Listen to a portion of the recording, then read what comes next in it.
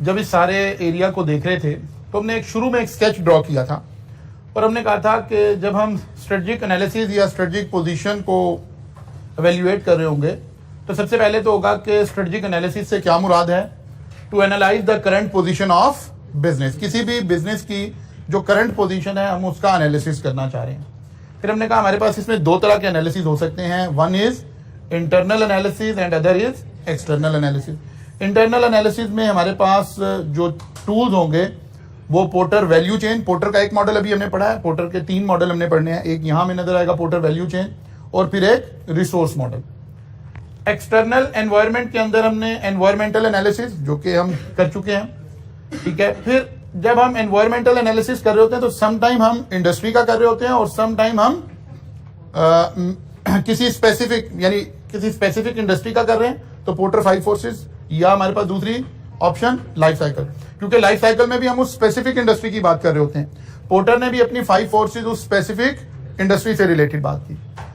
लेकिन दूसरा है हम मैक्रो एनालिसिस कर रहे हो, सिर्फ उस इंडस्ट्री का ना कर रहे हो बल्कि उस कंट्री या उस रीजन का कर रहे हो, ओवरऑल कर रहे हो, तो फिर हमारे पास पेस्टल एनालिसिस ऑप्शन हो सकती है या एक पोर्टर्स नेशनल डायमंड मॉडल। ये में ऐसे हमारे पोर्टर के 3 मॉडल हमने स्टडी करने हैं। पोर्टर वैसे अपने मॉडल ही की वजह से मशहूर है, उन्होंने मेरा ख्याल है कोई 20 से ज्यादा मॉडल्स जो होंगे वो पोर्टर्स के मैनेजमेंट साइंसेज में हमें नजर आते हैं। अब एग्जामिनर हमारे से 2 तरह से सवाल करता है। समटाइम वो आपको सिचुएशन देखकर क्लियरली बताता है कि इंटरनल एनालिसिस करें, तो हम इंटरनल एनालिसिस के टूल लगा रहे होंगे। समटाइम एग्जामिनर हमें सवाल देकर क्लियरली बताता है कि पोर्टर 5 फोर्सेस लगाएं और एनालिसिस भी कौन सा करें, एक्सटर्नल एनालिसिस करें। तो हमें क्लियरली पता होता है कि हमने क्या एनालिसिस करना है और क्या हो रहा है, ठीक है ना। तो इस सारी सिचुएशन के अंदर हमें पता चल रहा है या ये एनालिसिस करवाया जा रहा है या ये एनालिसिस करवाया जा रहा है। लेकिन सम टाइम एग्जामिनर क्या करता है, हमें इनमें से कोई बात नहीं बताता और हमें कहता है कि आप स्ट्रेटजिक पोजीशन बताएं। अब स्ट्रेटजिक पोजीशन तो इंटरनल अलग है, एक्सटर्नल अलग है। अब उसने ये बात नहीं बताई बल्कि उसने कहा कि आप इस कंपनी की स्ट्रेटजिक पोजीशन पे बात करें। अब ये मॉडल लगाएं या वो मॉडल लगाएं, तो फिर इसके दरमियान में एक मॉडल हम लगाते हैं विच इज कॉल्ड स्वॉट एनालिसिस, ठीक है, जो क्या कर रहा होता है, इंटरनल और एक्सटर्नल दोनों एनालिसिस को कंबाइन कर रहा होता है और हम वहां से एक स्वॉट एनालिसिस परफॉर्म करते हैं। जी जी हाँ, ये अगर हम एग्जामिनेशन के हवाले से पूछ रहे हैं तो ऐसा सवाल नहीं आएगा, क्योंकि एग्जामिनेशन में हमारा जो हाईएस्ट मार्क्स का सवाल है that is around 5 to 6 marks होंगे, तो हमें स्पेसिफिक करके बात करेगा, कोई एक बात हमारे से करवा रहा होगा। लेकिन रियल लाइफ में ऑब्वियसली हम मल्टीपल काम कर रहे होंगे, क्योंकि अब कोई 10 मार्क्स 15 मार्क्स का तो सवाल नहीं आ सकता एग्जाम में। अच्छा जी, तो व्हाट इज स्वॉट एनालिसिस? स्वॉट एनालिसिस असल में हम कहते किसको हैं और हम इस एनालिसिस में हम क्या परफॉर्म करने जा रहे हैं। हम कहते हैं जी सबसे पहले तो हम एनालाइजिंग स्ट्रेटजिक पोजीशन, किसी इदारे की अगर हमें स्ट्रेटजिक पोजीशन मालूम करनी है तो उसके लिए हम स्वॉट एनालिसिस कर रहे हैं। Second, identify factor that might affect business strategy, यानी एनवायरनमेंट के अंदर वो कौन से फैक्टर हैं जो हमारी बिजनेस स्ट्रेटजी को अफेक्ट कर सकते हैं। तीसरी बात, अंडरस्टैंडिंग कंपेटिटिव पोजीशन। चौथी बात, डेवलपमेंट ऑफ कंपेटिटिव एडवांटेज। असल में ये 4 बेनिफिट हम उठाना चाह रहे हैं, किसकी मदद से, स्वॉट एनालिसिस की मदद से। नाउ कंपेटिटिव पोजीशन हमें पहले पता है, हमने पहले भी इसको एक्सप्लेन किया। Company's ability to generate return in comparison to those generated by its competitor. हमारी कंपनी क्या रिटर्न कमा सकेगी और जो कंपेटिटर है वो इसमें क्या रिटर्न कमा सकता है। ये टोटल एजेंडा है स्वॉट एनालिसिस का।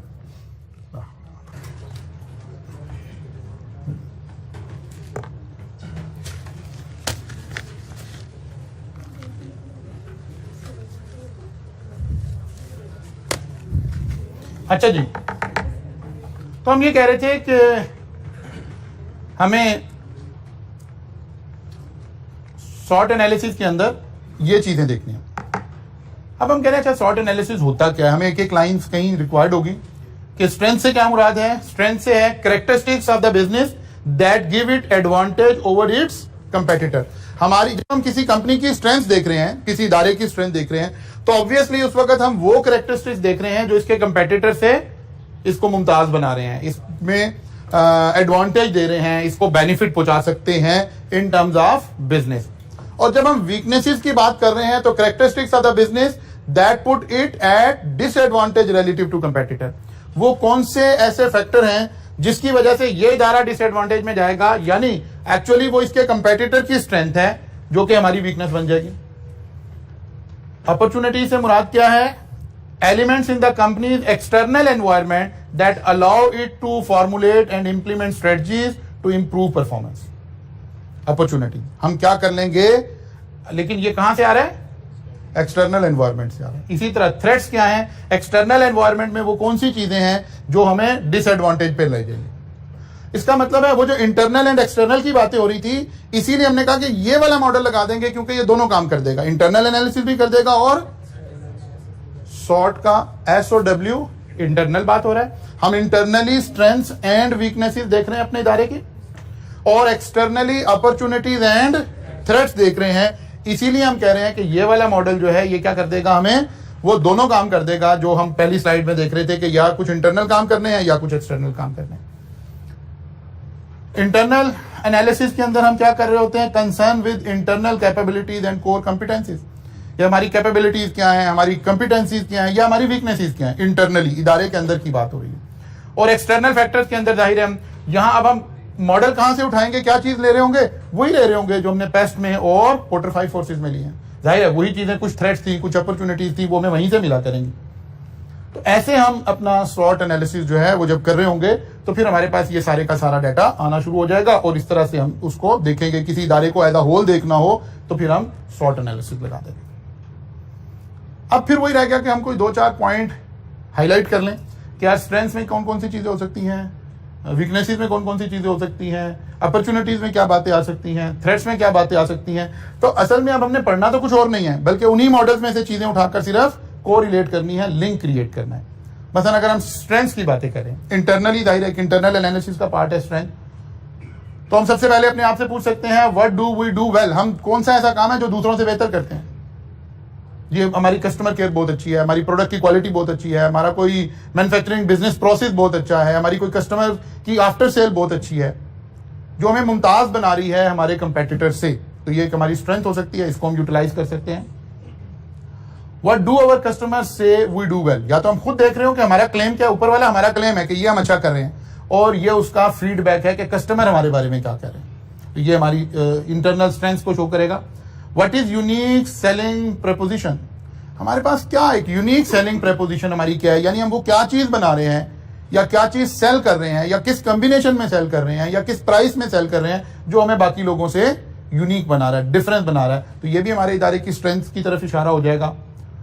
Do we have strong brand awareness, क्या हमारे ब्रांड की अवेयरनेस बहुत ज्यादा है, लोगों में बड़ा, हर बंदे को पता है हमारा ब्रांड है, या हमारी कस्टमर लॉयल्टी बहुत अच्छी है। अगर कोई इस तरह की बात भी है तो ये भी हमारे इदारे की स्ट्रेंथ हो सकती है।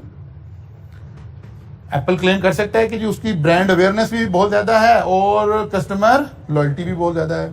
कोई गाड़ी का मैन्युफैक्चरर ये क्लेम कर सकता है, कोई इदारा ये क्लेम कर सकता है, कोई भी बिजनेस ये क्लेम कर सकता है कि उसकी जो ब्रांड की अवेयरनेस है वो पब्लिक में बहुत ज्यादा है और ब्रांड लॉयल्टी भी ज्यादा है। तो यहां से कुछ बातें पता चल सकती हैं। सप्लायर डिस्ट्रीब्यूटर इन्फ्लुएंस रिलेशनशिप, वो कहते हैं हमारे रिलेशन जो सप्लायर के साथ हैं या डिस्ट्रीब्यूटर के साथ हैं वो बड़े जबरदस्त हैं। अगर हमें कभी इन्फ्लुएंस करना पड़ जाए तो वी कैन इन्फ्लुएंस देम, यानी कोई ऐसे सर्कमस्टांसेस क्रिएट हो जाए कि कोई चीज शॉर्ट हो जाए तो क्या हाँ दुनिया के लिए शॉर्ट हो जाएंगे, हमें सप्लायर प्रोवाइड करता रहेगा, कोई प्रॉब्लम नहीं है। तो हमारी ये स्ट्रेंथ कहला रही होगी। व्हाट प्रोप्राइटरी और unique asset do we have, क्या कोई ऐसे प्रोप्राइटरी यानी कोई ऐसे राइट्स आपके पास अवेलेबल हैं जो आपके पास अवेलेबल है और किसी और के पास अवेलेबल नहीं है? तो ये भी आपकी स्ट्रेंथ हो सकती है। या कोई कॉपीराइट्स ऐसे हैं या कोई लाइसेंसेस ऐसे हैं या कोई और ऐसी चीजें आपके पास हैं या कोई एसेट्स आपके पास ऐसे हैं। मसलन जब ये टेक्सटाइल की कंपनीज आना शुरू हुई और टेक्सटाइल इंडस्ट्री के अंदर रेवोल्यूशन जब आ रहा था तो उस वक्त मशीनरी के साथ टेक्सटाइल की क्वालिटी अटैच थी। तो वो इदारे जो मशीनरी में लीड कर रहे थे, जिन्होंने पहले मशीनरी बनवा ली थी, उसको अपनी स्ट्रेंथ कहते थे कि हमारे पास ये वाली मशीनरी अवेलेबल है जिसकी वजह से हमारी ये स्ट्रेंथ है, कंपेटिटर के पास ये मशीनरी अवेलेबल नहीं होगी, वो ये चीज बना ही नहीं सकेगा जो फिलहाल हम बना सकते हैं, उनकी कैपेबिलिटीज ही ये नहीं है जो काम हम कर सकते हैं। जी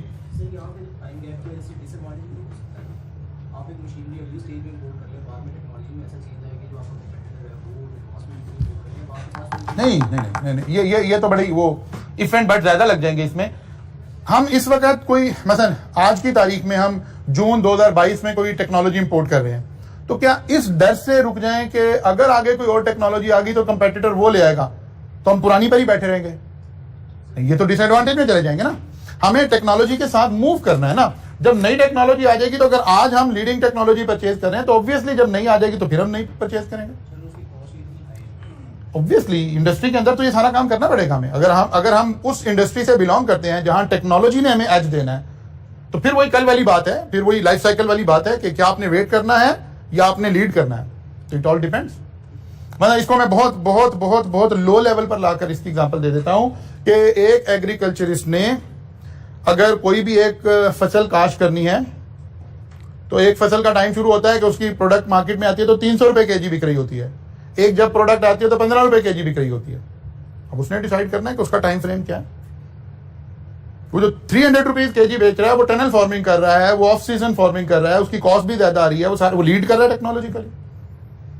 एक है कि यार कहता है नहीं, मैं अपने खेत में इतने पैसे नहीं खर्च कर सकता, मैं टनल फार्मिंग नहीं कर सकता, मैंने ये रिस्क नहीं लेना। तो ओके ठीक है, वो नॉर्मल क्रॉप्स लगा रहा है, वो नॉर्मल टाइम पे मार्केट में आ रही है, जब 20 रुपए 25 रुपए 30 रुपए चीज बिक रही है, ओके ठीक है, उसकी कॉस्ट भी कम है, वो सेल प्राइस भी कम ले रहा है। तो ये तो डिसाइड करना पड़ेगा हमें जाहिर स्ट्रेटजी बनाते हुए कि हमने लीड करना है या नहीं करना। फिर डिपेंड करेगा आप किस बिजनेस से अटैच हैं, उस बिजनेस में कितनी इनोवेशन रिक्वायर्ड है, तो फिर आप उसके हिसाब से सारी चीजों को देख रहे होंगे। What skill do we have that our competitor don't? कोई ऐसा स्किल सेट हमारे पास है, कोई ऐसे हमारे पास एचआर रिसोर्स हमारा ऐसा है कि जो हम कर सकते हैं और कोई और नहीं कर सकता, तो ऑब्वियसली ये भी हमारी है। हमारी कैश फ्लो पोजीशन, हमारे पास कैपिटल, वर्किंग कैपिटल या कैपिटल ऑफ द इंडस्ट्री, वो हमारे पास स्ट्रॉन्ग कैपिटल अवेलेबल है। ये कैपिटल फाइनेंस का भी हो सकता है, ह्यूमन कैपिटल भी हो सकता है, कोई भी कैपिटल हो सकता है जो हमारी स्ट्रेंथ बना हुआ। Do our profit margin compare to industry benchmarks? Benchmark का लफ्ज शायद अगले चैप्टर में आएगा भी। बेंचमार्किंग हम एक लफ्ज इस्तेमाल करते हैं, कहीं आप FAR 1 या FAR 2 पढ़ रहे हैं तो वहां स्टैंडर्ड्स के अंदर भी एक बेंचमार्क का एक लफ्ज आ जाता है। बेंचमार्क का मतलब क्या होता है? वो स्टैंडर्ड जिसे हमने कंपेयर करना, ठीक है ना। कोई इंडस्ट्रियल बेंचमार्क्स अवेलेबल है कि ये रेशो ये होनी चाहिए, तो जिस चीज से हम कंपेयर कर रहे होते हैं उसको क्या कहते हैं? बेंचमार्क। और जब ये टर्म कहीं स्टैंडर्ड्स वगैरह यूज कर रहे होते हैं तो इसका मतलब होता है रिकमेंडेड ये है, ऑप्शन ये है लेकिन बेंचमार्क ये है, तो इसका मतलब होता है रिकमेंडेड ये है, वैसे आप ये भी कर सकते हैं और ये भी कर सकते हैं। स्ट्रेंथ्स, ऐसे हम स्ट्रेंथ्स कैलकुलेट कर रहे होंगे। Weaknesses, where can we improve, ये पॉजिटिव करके लिखा हुआ है, अदरवाइज तो हम नलायक कहां पर है, कौन सा काम हम ठीक नहीं कर रहे हैं, ठीक है ना। लेकिन आपको पता है कम्युनिकेशन का अंदाज क्या होता है कि हम पॉजिटिव गुफ्तगू करते हैं। Where can we improve? What do our customer frequently complain about? वो कह रहा है कि कस्टमर की नॉर्मल कंप्लेन क्या है, किस तरह की कंप्लेन आ रही हैं, क्या हो रहा है, जाहिर है ये हमारी वीकनेस होगी। Which objection are hard to address? वो कौन से ऑब्जेक्शन हैं, वो कौन से प्रॉब्लम्स हैं जिनको हम एड्रेस नहीं कर पा रहे। हमें पता है प्रॉब्लम भी है, हम उसको ठीक भी करना चाह रहे हैं लेकिन ठीक हो नहीं रहे हैं, इसका मतलब ये हमारी ऑर्गेनाइजेशन की क्या है? वीक पॉइंट है। आर वी न्यू और वेल नोन? अगर हम नए हैं तो ये हमारी एक वीकनेस होगी, हमारी हिस्ट्री नहीं होगी, ठीक है ना। और अगर हम नॉट वेल नोन है तो ये भी हमारी एक वीकनेस है कि हम बहुत ज्यादा जाने पे हैं, तो पुराने हैं लेकिन लोग हमें नहीं जानते। Do we have any limitation in distribution? क्या डिस्ट्रीब्यूशन चैनल में हमारे पास कोई प्रॉब्लम आ रही है? वो कहते हैं हमारे पास डिस्ट्रीब्यूशन वैन 2 ही है। स्ट्रेंथ एंड वीकनेस, مثلا एक मिनरल वाटर कंपनी है, वो मिनरल वाटर का जो बिजनेस कर रहे हैं वहां सबसे कोर फैक्टर क्या है? Timely delivery. पानी तो पानी, लोग इसको ऐसे कंसिडर करेंगे, अगरचे पानी तो पानी नहीं है, क्वालिटी पानी में बहुत वेरी कर सकती है, लेकिन लोगों की नजर में, कस्टमर की नजर में तो यार पानी तो पानी है। वो कहता है भाई कल से कह रहा हूं पानी दे दो, पानी दे दो, पानी दे दो। वो कहता है यार एक प्रॉब्लम है, हमारे पास वैन ही 2 है डिस्ट्रीब्यूशन, हम चाहें भी तो इसको ठीक नहीं कर सकते, ठीक है ना। तो हमारे पास कोई लिमिटेशन, डिस्ट्रीब्यूशन चैनल में कोई लिमिटेशन है तो फिर जाहिर है ये हमारी एक वीकनेस है। और over resources and equipment outdated और ओल्ड? क्या ये पुराने हो गए हैं? क्या हमारे पास एसेट्स पुराने हैं, बिल्डिंग पुरानी है, या कोई और चीज है जिनसे हम बिजनेस कर रहे हैं वो पुराने हो गए हैं, तो जाहिर है ये फिर हमारी वीकनेस की तरफ इशारा कर रही होगी। Are we lacking in staff skills और ट्रेनिंग? वो कहता है स्टाफ ही कम है हमारे पास, या स्टाफ तो है उसकी स्किल्स ही वैसे नहीं है, या हम स्टाफ की ट्रेनिंग नहीं कर पा रहे। ये सारे रिसोर्सेज क्या हैं? ये बता रहे हैं ये हमारी ऑर्गेनाइजेशन की वीकनेसेस हैं। मतलब हम वापडा की वीकनेसेस को देखते हैं, इसी तरह से हमें कहीं करना है ना, किसी इदारे के ऊपर शॉर्ट एनालिसिस करना है, हम कहते हैं what are the weaknesses of वापडा, तो हमें यहां से नजर आना शुरू होगा। लोग हमारे बारे में क्या करें। वो कहते जी बत्ती नहीं है, लाइट नहीं देते जी। वो कहते जी अच्छा जी, क्या हम लोगों को जाने पहचाने जाते हैं? हाँ जाने पहचाने, वापडा को कौन नहीं जानता, ठीक है। वो कहते हैं क्या हमें कोई डिस्ट्रीब्यूशन में प्रॉब्लम है? वो कहते हैं हाँ, हमारे पास जब बिजली भी होती है, हम कहते हैं जो हमारी लाइंस हैं वो जितनी ट्रांसमिशन रिक्वायर्ड है उसकी कैपेसिटी नहीं पूरी करते, तो बाद दफा हम लोड शेडिंग इस वजह से कर रहे होते हैं। वो कहते हैं यार वापडा के लोग बदतमीज हैं, सरकारी दफ्तर में जाएं कंप्लेन लेके जाएं, कोई सुन नहीं रहा होता, वहां का इंफ्रास्ट्रक्चर बड़ा अजीब है, आपको जाने का इत्तेफाक हो तो आपको ऐसा लगता है मैं कहाँ आ गया हूँ। तो कहते हैं ये सब क्या है? ये वीकनेसेस हैं, हमारे पास एसेट्स पूरे नहीं है, हमारे पास स्टाफ है नहीं है, तो बदतमीज स्टाफ है, उनकी ट्रेनिंग का कोई इंतजाम नहीं है, उनके ऊपर चेक एंड बैलेंस कोई नहीं है। ये सारी एक लंबी लिस्ट की नजर आएगी, हमें वीकनेसेस की नजर आएगी। तो ऐसे किसी भी इदारे की जब हम वीकनेसेस देख रहे होंगे तो ये बड़े जनरलाइज किस्म की बातें हैं, इसमें कोई अलग से हमें नॉलेज रिक्वायर्ड नहीं है, ये जस्ट एक दफा गो थ्रू करेंगे तो हमें पता चल जाएगा। इस तरह की बातों को हम वीकनेसेस में ले लिया करें।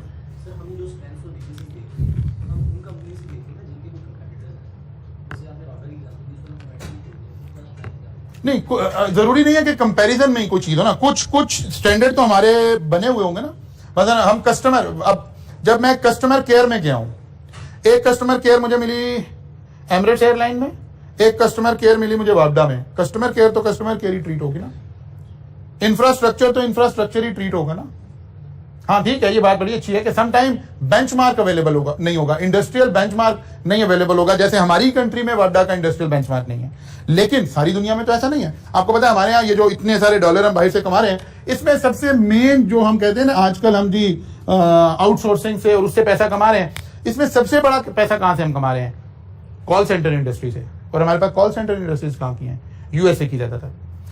वो ये वहां का समझे वापडा है, वहां का SNGPL है कि वहां कंपनीज के पास ऑप्शन है। जैसे हमारे पास अब मोबाइल में ऑप्शन है ना, आपने एक सिम परचेज कर ली, किसी भी कंपनी की सिम परचेज कर ली, अब आपकी ऑप्शन है आप इस सिम पर सिग्नल किस कंपनी के लेना चाहते हैं। जब से हमने पोर्टेबिलिटी की ऑप्शन क्रिएट की हुई है, लाइक मेरे पास ये नंबर है तो अब मेरी चॉइस है कि मैं इसी नंबर पर रहते हुए वारिद पर रहना चाहता हूं, यूफोन पर जाना चाहता हूं, जोंग में जाना चाहता हूं, तो मैं कहीं भी स्विच कर सकता हूं। सिमिलरली यूएसए के अंदर आप अपनी एनर्जी कनेक्शन लेने के बाद आप एनर्जी किसी भी कंपनी की यूज कर सकते हैं। ये सारी कॉल इंडस्ट्री जो हमारे यहां आ रही होती है, ये अक्सर लोगों को काइल कर रहे होते हैं कि आप एनर्जी हमारी इस्तेमाल कर लें। तो ये तो हम अपने इसमें से देख रहे हैं कि शायद एनर्जी में कोई कंपटीशन नहीं होगा। नहीं, हमारे अभी असल में हम शुरू में अब ये बातें हम उधर पढ़ानी शुरू की आई अपने आपको PRC के अंदर इंडस्ट्रियल नॉलेज, तो वापडा का नॉलेज हमारे यहाँ यानी एनर्जी सेक्टर का नॉलेज। हमारा एनर्जी सेक्टर डिजाइंड ऐसे है कि अल्टीमेटली मोनोपोली है। मैं जहां रह रहा हूं मेरे पास ये ऑप्शन नहीं है कि मैं वापडा के अलावा इलेक्ट्रिसिटी किसी और से परचेज कर सकूं। जितना कुछ भी हमने किया है वापडा का, हो सकता है हमने लाहौर को अलग कर दिया हो, मुल्तान को अलग कर दिया हो, कराची को अलग कर दिया हो, लेकिन एज अ कस्टमर मेरे पास अभी ऑप्शन नहीं है। डिस्ट्रीब्यूटर की मोनोपोली है, ठीक है ना। वासा में मेरे पास ऑप्शन नहीं है, ठीक है। नहीं, सोलर पैनल तो चले एक एक्सटर्नल आ गया ना, मैं किसी से परचेज करूं। सोलर पैनल तो मैंने अपनी पावर खुद जनरेट करनी है ना। मैं कहता हूं बाहर आपके इलाके में इंटरनेट की केबल वाले 5 लोग हैं, आप कहते हो यार फलां बंदे से ले लेता हूं। टीवी की केबल वाले 10 लोग हैं, आप कहते हो फलां बंदे की केबल अच्छी है। ऐसे ही एनर्जी वाले 10 लोग बाहर नहीं है, एक ही है वापडा। गैस वाले 10 लोग बाहर नहीं है, वासा वाले 10 लोग बाहर नहीं है, एक सिंगल पर्सन है जो आपको सर्विस प्रोवाइड करेगा, मोनोपोली। लेकिन इसके बावजूद क्या अब वापडा का या वासा का शॉर्ट एनालिसिस नहीं हो सकता? हो सकता है, हम कंपैरिजन बाकी चीजों से कर रहे हैं। अच्छा जी, ये तो इंटरनल बातें आ गई। हम यहीं पर थोड़ा सा क्या चलें, 2 स्लाइड और करके फिर लगाते हैं अपॉर्चुनिटीज। अब हम एक्सटर्नल में चले गए। पहली बात तो में ये समझ आनी चाहिए कि अब हम इंटरनल से निकल के एक्सटर्नल में चले गए। अपॉर्चुनिटीज हम क्या कह रहे थे? एक्सटर्नल एनवायरनमेंट में वो क्या अपॉर्चुनिटीज हैं जिनको हमारी कंपनी अवेल कर सकती है और हम इससे बेनिफिट उठा सकते हैं। Do our competitor have any weakness and we could benefit from it? पता चले जी हमारे जो कंपेटिटर है उसके पास ये टेक्नोलॉजी नहीं है, फिलहाल हमारे पास है, तो ये एक अपॉर्चुनिटी होगी। फिर हमने देखा क्या रहा, वो टेक्नोलॉजी अगर ये इंपोर्ट भी करे तो कितना टाइम लगेगा? हमने कहा इतना टाइम लगेगा। हमने कहा ओके ठीक है, फिलहाल हमारे लिए अपॉर्चुनिटी। टारगेट मार्केट ग्रोइंग और shifting in our favour. Target market grow कर रही है या श्रिंक हो रही है, समटाइम श्रिंक होके भी, शिफ्ट होके भी हमारी फेवर में आ रही होती है। मतलब अगर मार्केट श्रिंक हो रही है और हम बड़े प्लेयर हैं, आपको पता है जब मार्केट श्रिंक होती है तो छोटा प्लेयर आउट हो जाता है और बड़े प्लेयर्स की मोनोपोली क्रिएट हो जाती है। ये वाला काम भी हो जाता है। हाँ, ग्रोइंग में हमें फायदा है, हम मेन काम है और मार्केट ग्रो कर रही है तो हमारे पास कैपेसिटी ज्यादा होगी। मार्केट ग्रो करना मतलब है चीज की डिमांड बढ़ रही है। पहले 10 लाख की सेल थी उस इंडस्ट्री की, अब 50 लाख की सेल हो गई है। अब मैं क्योंकि बड़ा प्लेयर हूं तो ज्यादा शेयर मुझे ही मिलेगा इसमें से, बाकी लोगों की तो कैपेसिटीज कम हो जाएगी। ठीक है ना, इस सेंस में ये बात हो रही है। अच्छा, इसी तरह से बेशुमार अब हमने एक्सटर्नल उसमें से थ्रेट्स देखने हैं, अपॉर्चुनिटीज देखनी है। अपॉर्चुनिटीज कभी टेक्नोलॉजी की वजह से हो सकती है, कभी कल्चर की वजह, वो हम पढ़कर आए हैं सारा एरिया। यहां से किसी भी चीज से कभी आपके पास ज्योग्राफिकल कोई अपॉर्चुनिटी हो सकती है कि आपकी ज्योग्राफिकल लोकेशन ऐसी है, टेक्नोलॉजिकल आपको कोई अपॉर्चुनिटी मिल सकती है, कुछ सोशल फैक्टर ऐसा हो सकता है, वो जितना कुछ हम पढ़कर आए हैं। कोई पॉलिटिकल फैक्टर ऐसा हो सकता है कि अपॉर्चुनिटी क्रिएट हो रही हो। पता चले जी गवर्नमेंट ने बजट दिया है टैक्स का और उसके अंदर छूट दे दी है सोलर पैनल के ऊपर, इंपोर्ट के ऊपर टैक्स खत्म कर दिया, मतलब मैं इसी बजट की बात कर रहा हूं। ठीक है ना, जीरो कर दिया 17 से। इसका मतलब है उन तमाम बिजनेसेस के लिए एक अपॉर्चुनिटी क्रिएट हो गई जो सोलर पैनल और इस तरह का बिजनेस कर रहे थे। ठीक है, फिर इससे पहले गवर्नमेंट ने अलाउ कर दिया कि जी आपको वापडा से एनओसी लेने की जरूरत नहीं है, अगेन अपॉर्चुनिटी क्रिएट हो गई लोगों के लिए। और अलाउ कर दिया कि जनाब ग्रीन मीटर आप कहीं से भी खरीद सकते हैं, प्रीवियसली सिर्फ वापडा से खरीद सकते थे, अपॉर्चुनिटी क्रिएट हो गई। तो एक्चुअली ऐसे हमें देखना है कि कहां अपॉर्चुनिटी कोई क्रिएट हो रही है जिससे हम, अच्छा हमने देखनी वो अपॉर्चुनिटी है जिससे हमारी कंपनी बेनिफिट उठा लेगी। मसलन फर्ज करें गवर्नमेंट ने इंडस्ट्री के लिए इंपोर्ट के ऊपर छूट दे दी है, ड्यूटीज कम कर दी हैं, लेकिन साथ ही बताया हुआ है हमारी कंपनी के पास पैसे कोई नहीं, हम इन्वेस्ट नहीं कर सकते, हम नया प्लांट एंड मशीनरी नहीं लेके आ सकते। तो फिर ये हमारे लिए अपॉर्चुनिटी नहीं, हम तो अपनी कंपनी के हिसाब से देखें। क्योंकि अपॉर्चुनिटीज के अंदर हम ये बात करके आए हैं कि अपॉर्चुनिटीज क्या है, वो एक्सटर्नल फैक्टर जिससे हम बेनिफिट उठा सकते हैं, और थ्रेट्स क्या है, वो एक्सटर्नल फैक्टर जिससे हम अफेक्ट होंगे, हमारा बिजनेस अफेक्ट होगा।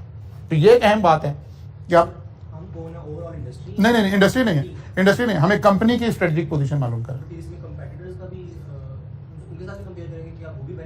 जी, वो बेनिफिट उठा लेंगे और हम नहीं उठा सकेंगे तो वो अपॉर्चुनिटी उल्टा थ्रेट बन जाएगी। गवर्नमेंट ने इंपोर्ट अलाउ कर दिया, इंपोर्ट के ऊपर ड्यूटी कम कर दी है, हमारे पास पैसे नहीं है, हमारे पास पैसे होते तो हमारे लिए भी अपॉर्चुनिटी आनी थी, उल्टा थ्रेट बन गया कि कंपेटिटर मंगवा लेगा और हम नहीं मंगवा पाएंगे। जी, गवर्नमेंट ने इंफ्रास्ट्रक्चर ऐसा कर दिया तो इससे हमारी जो इंडस्ट्री है उसको ओवरऑल जो है ना वो बेनिफिट होगा। तो उसमें हमारी अपॉर्चुनिटी है या कुछ भी ना सके? नहीं, हमारी अपॉर्चुनिटी है, अगर हम बड़े प्लेयर हैं तो हमारे लिए भी अपॉर्चुनिटी है, बाकियों के लिए भी अपॉर्चुनिटी है, लेकिन हमारे लिए भी अपॉर्चुनिटी है, हम उसे अपॉर्चुनिटीज में लिखेंगे। गवर्नमेंट ने कोई इंफ्रास्ट्रक्चर बेहतर कर दिया है, कोई टैक्सेशन पॉलिसी है, जैसे टैक्स में कोई पॉलिसी चेंज हुई तो हमारे लिए अपॉर्चुनिटी आ गई। जैसे अभी थ्रेट आ गया, गवर्नमेंट ने इस बजट के अंदर बैंकिंग कंपनीज के ऊपर टैक्स बढ़ा दिया, तो बैंकिंग कंपनीज के लिए एक थ्रेट क्रिएट हो गया। अच्छा जी, फिर हम और आगे चलते हैं, अपॉर्चुनिटीज और आखिरी बात आ गई थ्रेट्स। क्या थ्रेट्स हैं? थ्रेट्स हमने कैलकुलेट करने सीखे हैं, पोर्टर ने भी सिखाए हैं। ये कोई पॉलिटिकल फैक्टर भी हो सकता है, कोई गवर्नमेंट की पॉलिसी भी हो सकती है, कोई इकोनॉमिक कंडीशन भी हमारे लिए थ्रेट हो सकती है कि भाई यहाँ तो जीडीपी कम हो गया है, पर कैपिटा इनकम कम हो गया है, ये हमारे लिए थ्रेट बन गया है। हमारे लिए हमारा बिजनेस बड़ा ज्यादा डिपेंडेंट था फ्यूल प्राइसेस के ऊपर और फ्यूल प्राइसेस हाई होती जा रही हैं, हमारे लिए थ्रेट बनता जा रहा है। हम कोई भी वो सारा जो कुछ पढ़कर आए हैं उन सारी बातों को यहाँ इनकॉर्पोरेट करेंगे। एक्चुअली सोचना कैसे, हम ऐसे शुरू करते हैं, कोई एक नाम लिखते हैं और उसके ऊपर उसकी स्ट्रेंथ एंड वीकनेसेस को सोचते हैं कि किस तरह से किया जा सकता है। जी जब हम ये स्पॉट एनालिसिस कर रहे हैं जी, तो हमने लॉन्ग टर्म में सोचना है या शॉर्ट टर्म में सोचना दोनों तरह सोचना है। है? शॉर्ट टर्म में सोचें तो एक चीज से बेनिफिट हो सकता है, लेकिन लॉन्ग टर्म में उसे हाँ, दोनों बातें लिखेंगे कि शॉर्ट टर्म में ये अपॉर्चुनिटी है, लेकिन लॉन्ग टर्म में यही बात थ्रेट में कन्वर्ट हो जाएगी। दोनों बातों का डिस्कस करेंगे। मसलन हम आई कैप का शॉर्ट एनालिसिस करते हैं, ठीक है। हम देखते हैं कि यार आई कैप के पास स्ट्रेंथ्स क्या हो सकती हैं एज एन इंस्टीट्यूशन, और दूसरा क्या हो सकता है, वीकनेसेस क्या हो सकती हैं, तीसरा क्या हो सकता है, अपॉर्चुनिटीज क्या हो सकती हैं, और चौथा क्या हो सकता है, थ्रेट्स क्या हो सकते हैं। नाउ जी, what are the strengths of ICAP? Number 1, monopoly, legal monopoly, ठीक है। और जी, ब्रांड मोनोपोली, ब्रांड अवेयरनेस है, ब्रांड की मोनोपोली है, बिल्कुल लिखा जा सकता है। और जी, यूनिक सर्विस, और कंपेटिटर कोई नहीं है, ऑडिट राइट्स किसी के पास हैं, ठीक है ना। इस तरह की 4-5 बातें हमें पता चल जाएंगी कि यार ये हमारे पास क्या आ रहे हैं, स्ट्रेंथ्स आ रही हैं। यूनिक है ना, यूनिक इस सेंस में है कि जो सर्विसेज चार्टर्ड अकाउंटेंट प्रोवाइड कर सकता है वो कोई और लीगली प्रोवाइड नहीं कर सकता, audit services in that sense unique services. अच्छा जी, वीकनेसेस क्या है? इसको लीगल डिपार्टमेंट से ना रूल करवाना पड़ता है। वीकनेसेस और कोई वीकनेस? हाँ बिल्कुल ठीक है। ये हम इसके जो मेंबर्स हैं वो ज्यादा ग्रूम नहीं है, इंस्टीट्यूट जो है वो अपने मेंबर्स की ग्रूमिंग के ऊपर काम नहीं कर रहा। ओके, ये सारी जो अपॉर्चुनिटीज हैं ये लिमिटेड टू, जो लीगल शेल्टर है वो लिमिटेड टू पाकिस्तान है, ठीक है। और अच्छा नहीं नहीं नहीं, ये गलत हो गया। हमने इंटरनल रहकर देखनी है वीकनेसेस, हमने अपनी इंटरनली देखनी है, इंटरनली वीकनेसेस देखनी है।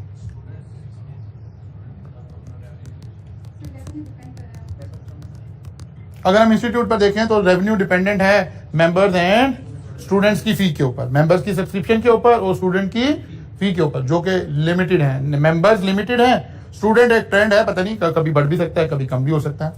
अच्छा जी, और क्या वीकनेसेस हैं? वो उधर वो इधर डिस्कस करेंगे कंपेटिटर के साथ, एक्सटर्नल एनवायरनमेंट तो यहाँ डिस्कस करेंगे।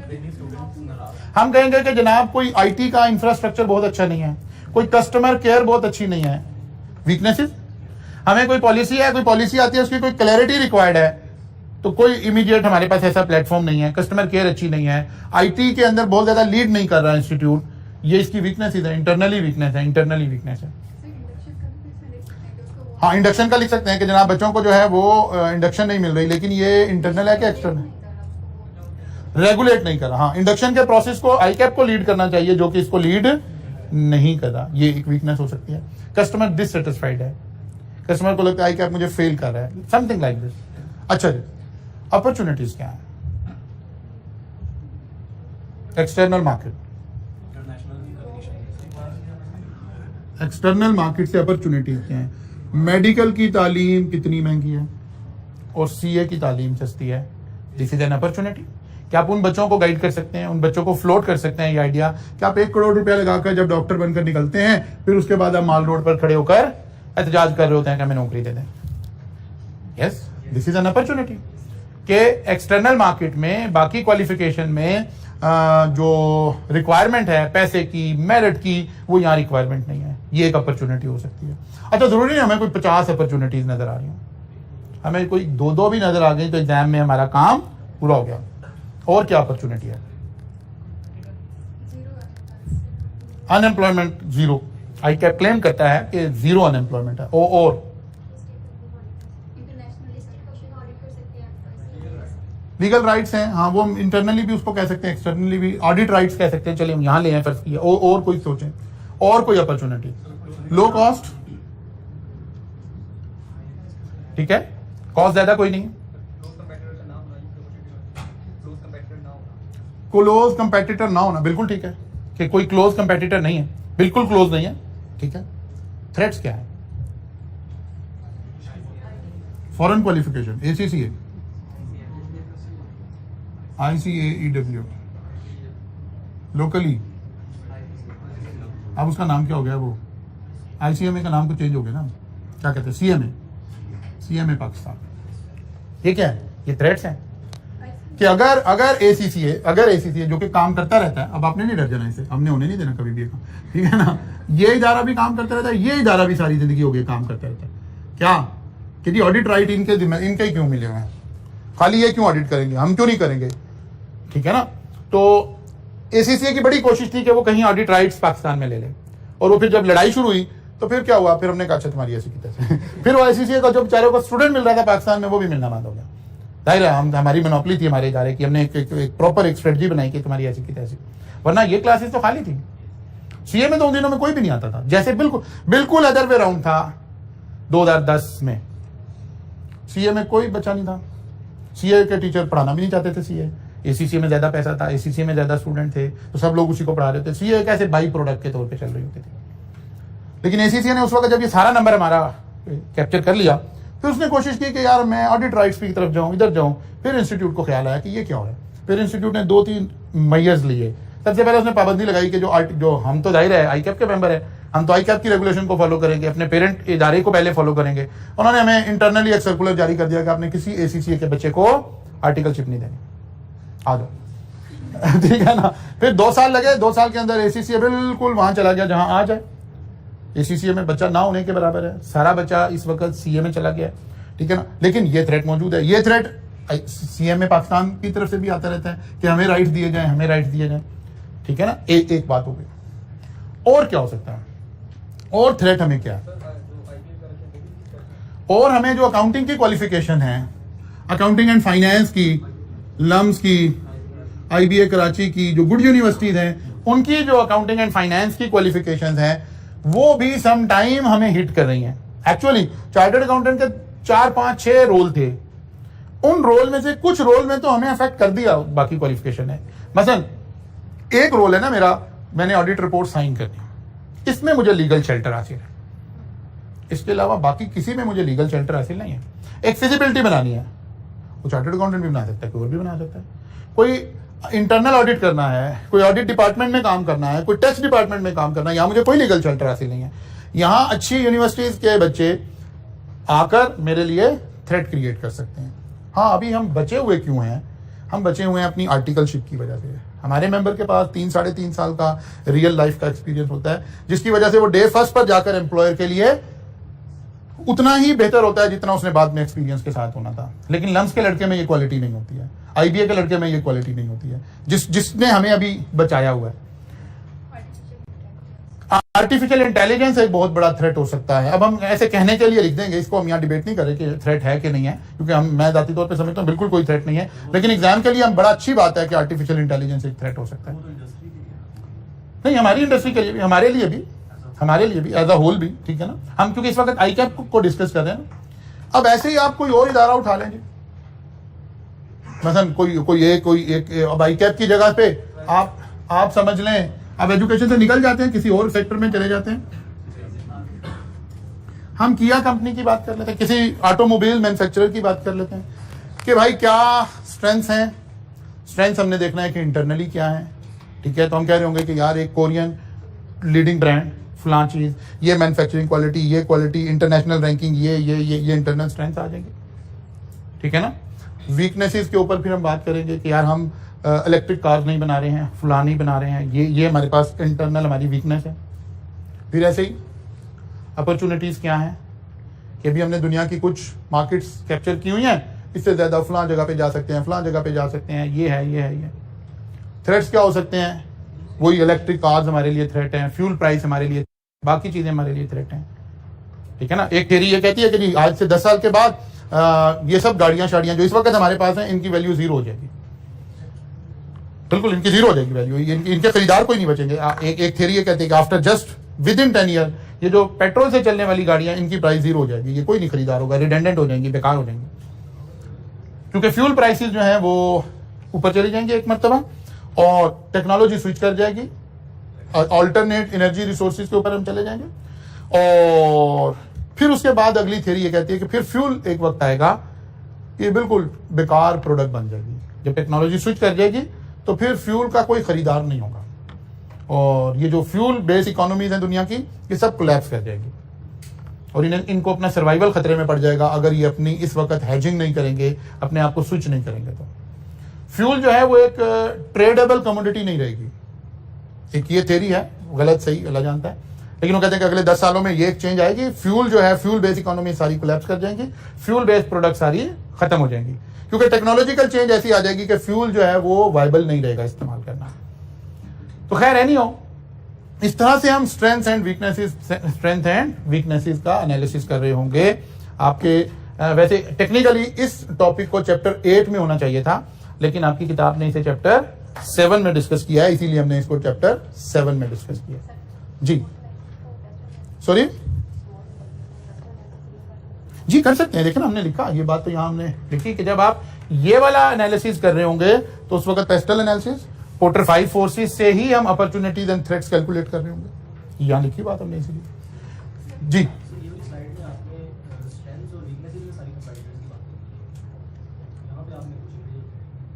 नहीं, यहाँ हमने देखा है कि हमारी वो स्ट्रेंथ्स कौन सी हैं जो हमें कंपेटिटर से बेहतर बना रही हैं।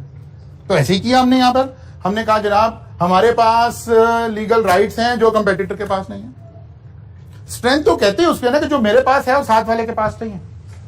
स्ट्रेंथ तो एक बात ही रिलेटिव टर्म में हो रही है, वीकनेस भी बात रिलेटिव टर्म में हो रही है कि वो कौन सी चीज है जो कंपेटिटर के पास है और मेरे पास नहीं है। देखना तो ऐसे ही। लेकिन इन दोनों सूरतों में हम देख क्या रहे हैं, कंपनी के इंटरनल का मतलब है जिसका डिसीजन मैं ले सकता हूं।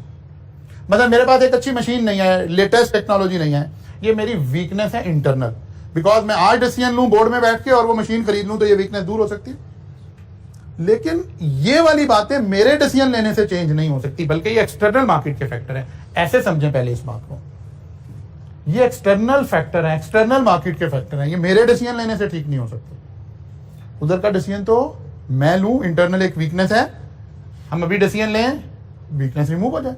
मतलब लाइट चली गई जी, हमारा यूपीएस नहीं होने की वजह से बंद हो गया, अब ये एक वीकनेस है, तो आज शाम को यूपीएस लगवा लें तो इंटरनल वीकनेस है तो रिमूव हो गई।